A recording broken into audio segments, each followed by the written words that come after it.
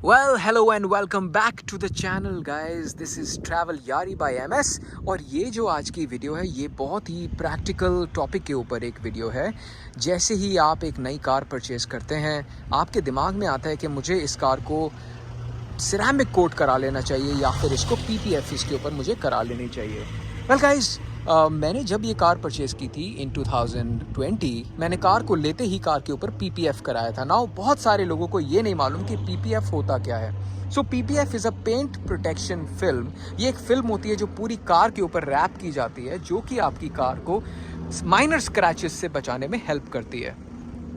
अब इसके अराउंड बहुत ही पॉइंटेड क्वेश्चंस हम करेंगे कि PPF एक्चुअली करानी चाहिए नहीं करानी चाहिए, और लास्ट एक साल का मेरा कैसा एक्सपीरियंस रहा है रिलेटेड टू PPF, और मुझे इसका कोई वैल्यू ऐड कार के ऊपर नज़र आया या नहीं आया। तो जैसे कि मैंने बोला, sharp pointed questions whether you should get PPF done on your car और नॉट।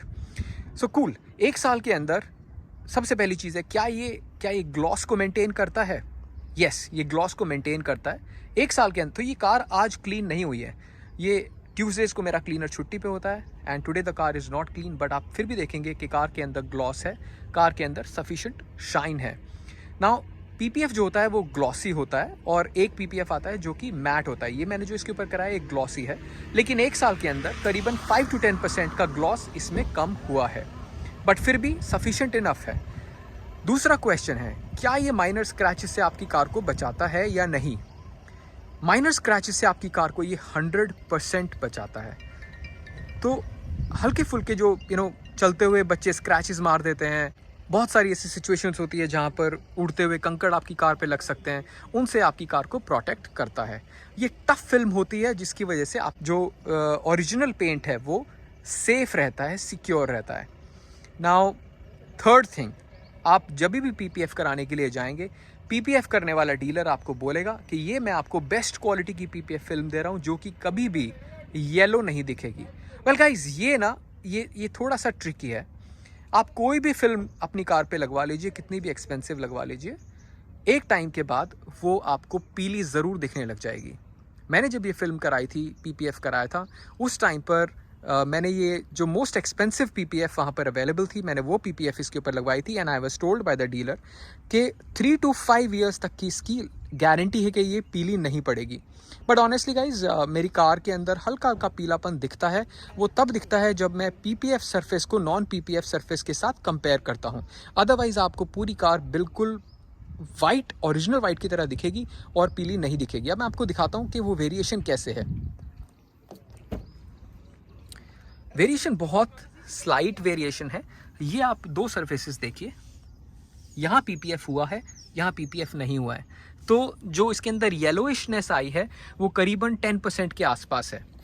तो आप मान के चलिए कि अगर आप लाइट कलर की कार पे PPF करवा रहे हैं या स्पेशली वाइट कलर की कार पे PPF करवा रहे हैं, तो वो पीला 100% पड़ेगा। उसको पीला पड़ने से कोई नहीं रोक सकता है। सिर्फ एक ट्रीटमेंट है जिससे कि वो येलो नहीं पड़ेगी, जिसके बारे में मैं अभी आगे बात करूँगा। फोर्थ थिंग, क्या ये सेल्फ हीलिंग होती हैं? जैसे कि आप PPF कराने जाएंगे तो आपको बताया जाएगा कि ये सेल्फ हीलिंग प्रॉपर्टीज़ होती हैं इसके अंदर।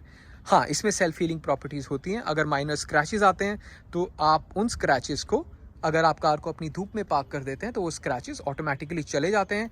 अगर उससे भी नहीं जाते हैं तो आप अपनी कार के ऊपर रबिंग कंपाउंड से उन स्क्रैचेस को क्लीन कर सकते हैं। Now fit and finish, how does it look? Well, मैं आपको स्पेसिफिक एरियाज दिखाता हूँ गाइस।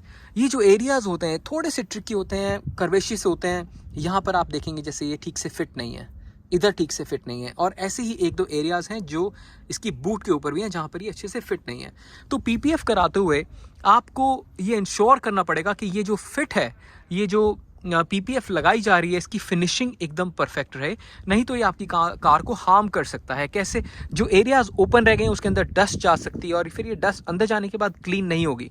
तो आप जिनसे भी PPF करवा रहे हैं उनको क्लियरली बोलिए कि ये आपको इश्यूज़ नहीं चाहिए, क्योंकि PPF का ना आफ्टर सेल सर्विस नहीं होता है। I mean, इसके अंदर कुछ ऐसा नहीं है कि आपको 3 सर्विसेज फ्री मिलती हैं या ऐसा कुछ। वो आपको सिर्फ सिरेमिक कोटिंग में मिलता है, इसमें नहीं। What are the advantages? Advantages are definitely many. आपकी कार नई जैसी लगती है, स्क्रैचेस इसके मेन ओरिजिनल पेंट पे नहीं आते हैं, और अगर किसी एरिया का पीपीएफ ख़राब हो जाए तो आप सिर्फ उस एरिया की पीपीएफ को चेंज करा सकते हैं इन अ वेरी रीज़नेबल कॉस्ट। आपको पूरी कार को दोबारा कराने की ज़रूरत नहीं पड़ती है। अगर आपकी कार के ऊपर माइनर स्क्रैचेस आते हैं तो आप उसकी पीपीएफ को चेंज करा लीजिए, आपको पेंट नहीं करानी पड़ेगी कार। अगर पीपीएफ आपने नहीं लगवाया हुआ है तो आपको उस पर्टिकुलर पैनल को पेंट कराना पड़ेगा, और ऐसी प्रीमियम कार के ऊपर उस पेंट का खर्चा पर पैनल का लगभग 20 to 25,000 रुपीज़ आता है अगर आप ऑथराइज्ड सर्विस स्टेशन से कराते हैं तो ये आपके लिए काफ़ी कॉस्ट सेविंग हो सकता है। नाउ आप मुझसे पूछेंगे डिसएडवांटेज बताइए। डिसएडवांटेज सिर्फ एक ही है, और वो भी आपको तब पता चलता है जब आप इसके सरफेस को टच करते हैं। पीपीएफ कराने के बाद ये जो सरफेस है ना, आफ्टर सम टाइम ये आपको स्मूथ नहीं लगेगा। उसका रीज़न ये है कि इसके ऊपर एक प्लास्टिक की फिल्म है, वे छोटे मोटे कंकड़, मिट्टी, धूल इसकी पीपीएफ में चिपक जाते हैं और वो इसके सरफेस को रफ बना देते हैं।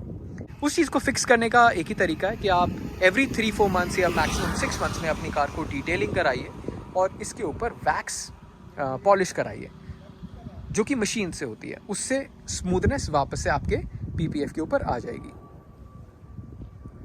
Now coming to a question कि मुझे किन चीज़ों का ध्यान रखना चाहिए पीपीएफ कराते हुए। वेल गाइस, जब मैंने पीपीएफ कराया था तो उस टाइम पे ये ऑफर्स नहीं आते थे कि आप पीपीएफ भी करा लीजिए और उसके ऊपर फिर सिरेमिक कोटिंग भी हो जाती है।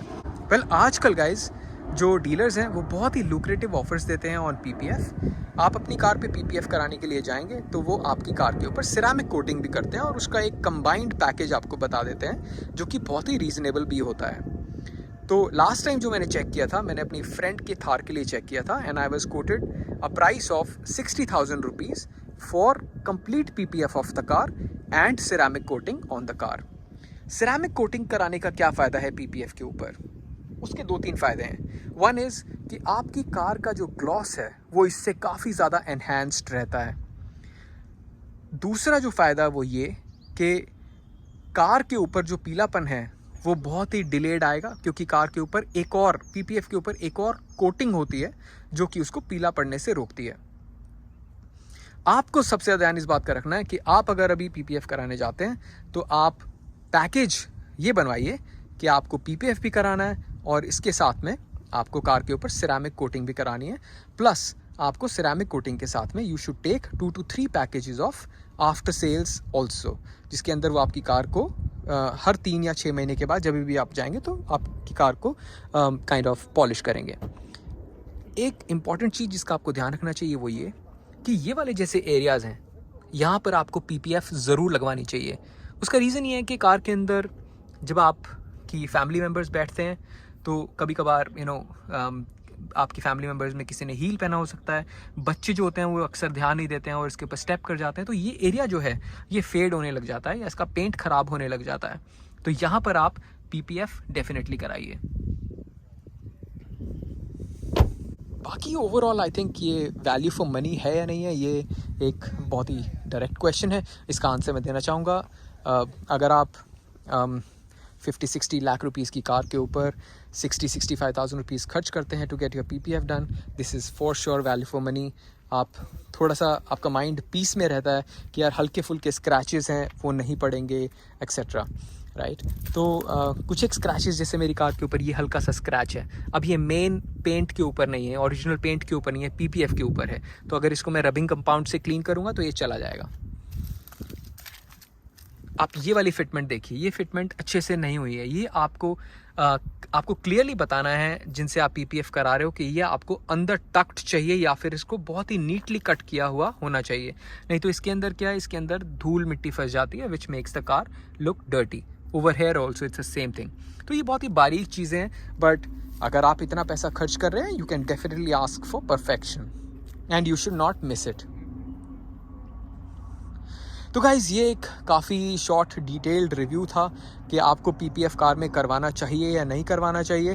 Well definitely value for money तो है ही, और ये रिव्यू कोई पेड रिव्यू नहीं है बाय एनी डिटेलिंग स्टूडियो। ये एक ओनर्स एक्सपीरियंस रिव्यू है of PPF on his own car and I am sure that this would have been helpful for you.